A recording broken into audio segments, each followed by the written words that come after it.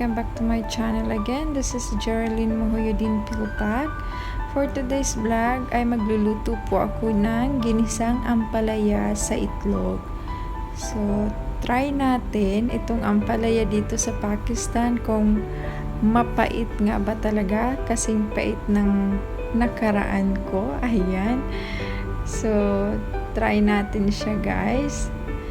So, the first step I did is like this.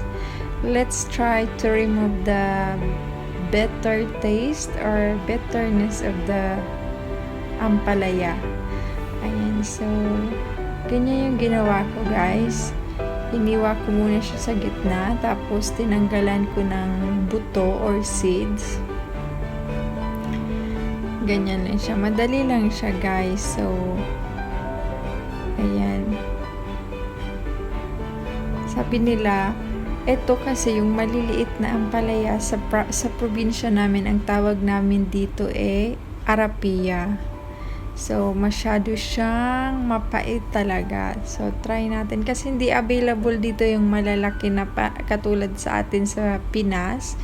Yung malalaking ampalaya.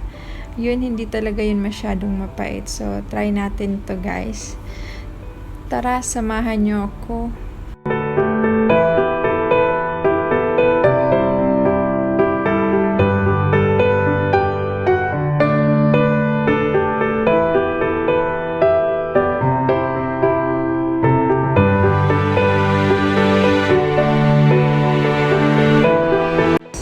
So, ito yung gagawin ko, guys.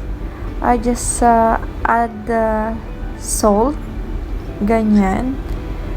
Pinch of salt lang siya, guys, ha. Ganyan lang siya.